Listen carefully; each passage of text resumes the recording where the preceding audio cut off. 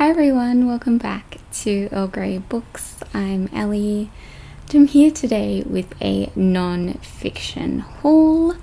I don't have that many here, but I thought that, honestly, I thought that it would be a good idea to do this non-fiction haul before the start of 2022, so that this is kind of wrapping up all of the non-fiction that I bought towards the end of this year. So I haven't really bought that much in this last quarter. The last time I did a non-fiction haul was in September. I'll link that one below. And I don't know. I've been reading a little bit of non-fiction, but not a lot.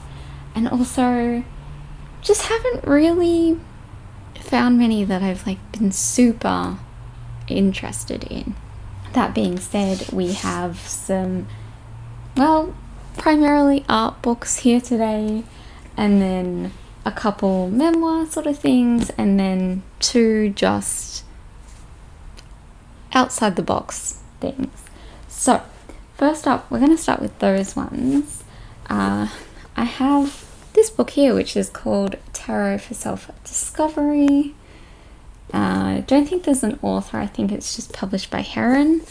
I really like using tarot cards, and I saw this, and for one, it's just stunning.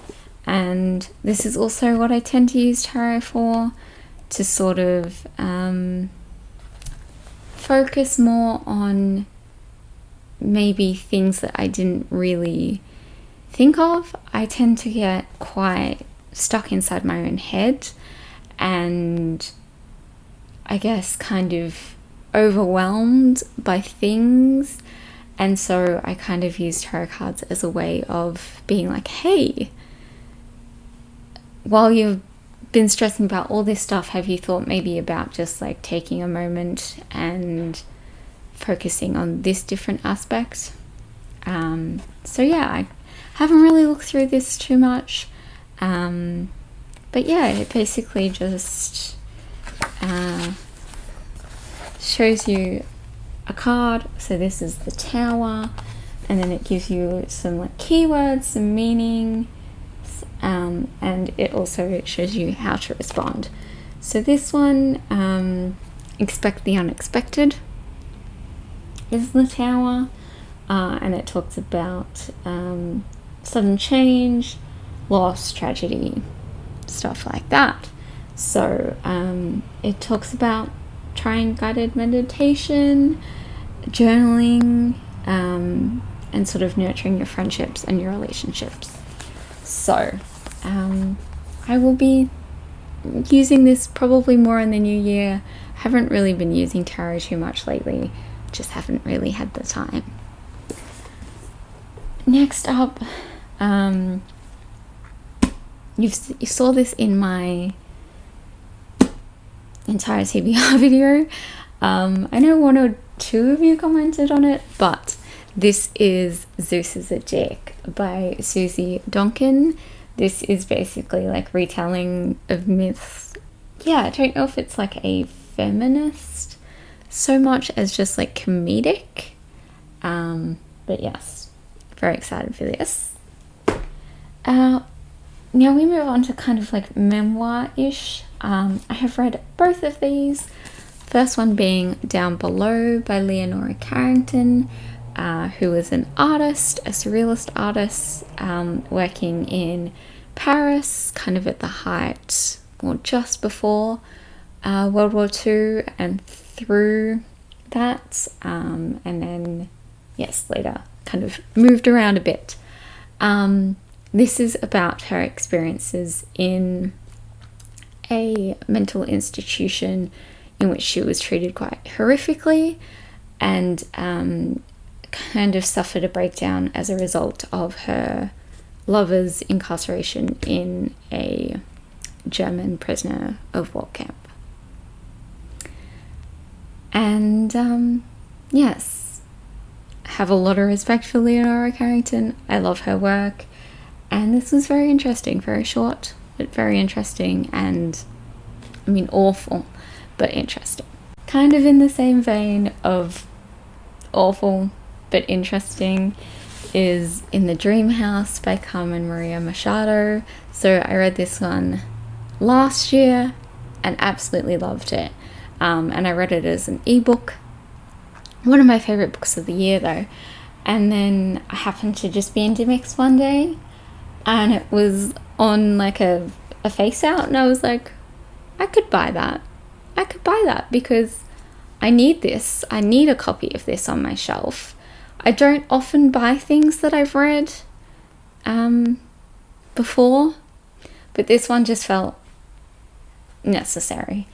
This is talking about a abusive, toxic relationship between Cameron Maria Machado and her ex-partner.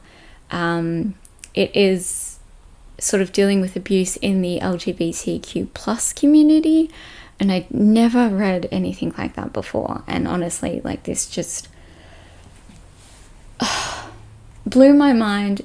Not so much in a, like, I realized that happened sort of way, but more in the way that Machado writes it is just so, like, honest and raw and just, like, terrifying and beautiful and haunting, and I still think about this book sometimes. So obviously I needed a copy. And now we move on to the art things. So starting up, we have Ways of Seeing by John Berger. I've also read this one. This is, I feel, kind of like one of those like canon art history texts, and I'd never read it before, and I just literally one day was like, I should read that. So I bought myself a copy and I read it, and there were definitely things that, you know, this is quite, I think it's 60s, I want to say. Sorry, 1972. So some of the stuff in here is a bit dated in terms of like some of more of the like ideas about society and things like that. But it's really interesting stuff nonetheless. Okay, and then I have this humongous beast of a book. This is the Linda Notchlin Reader, which is edited by Maura Riley.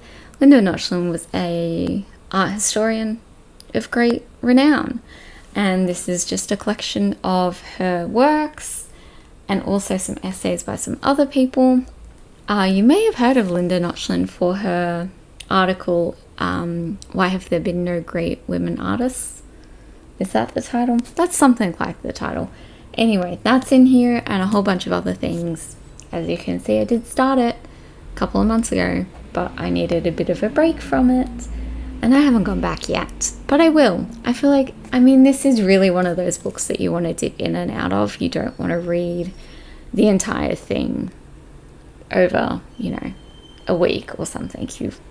You definitely want to jump in and out and maybe read some other essays and articles and books about the same kind of topics while reading this.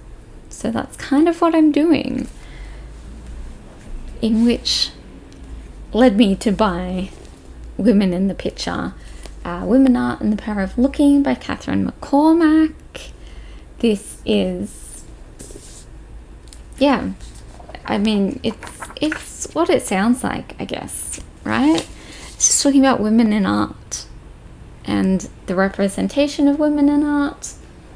Very excited to read this one as well. This one is much shorter, so I'm definitely going to be reading this one.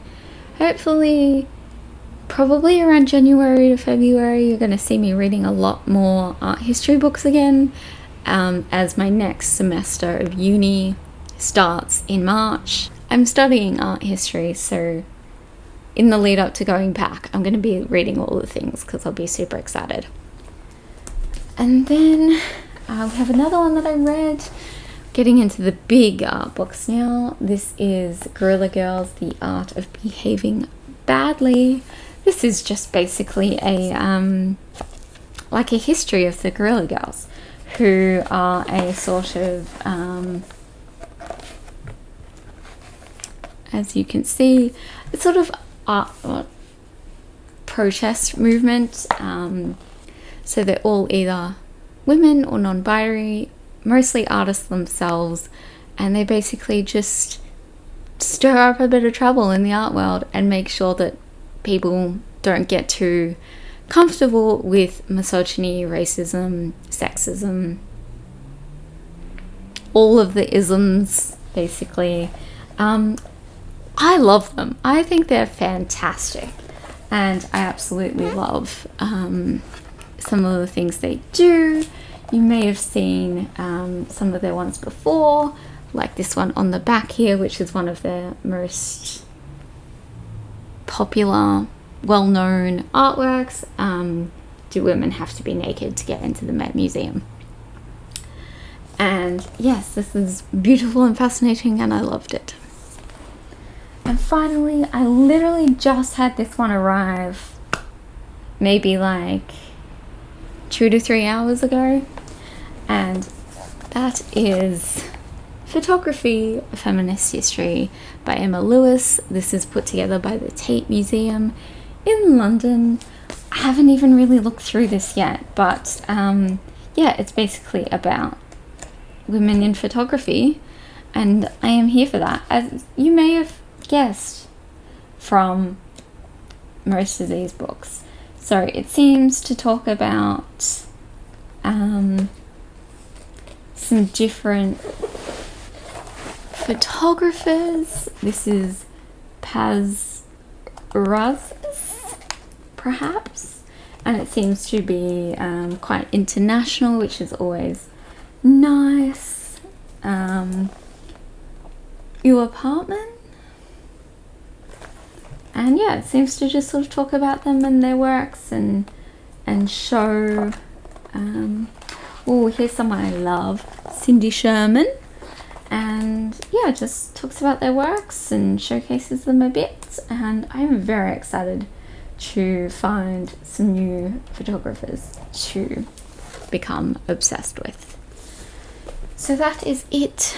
Like I said, not really that many, but I thought I would show them, and then I don't have to stress about it next year. That's the end of the video. Thank you all so much for watching, and I will see you guys next time. Bye.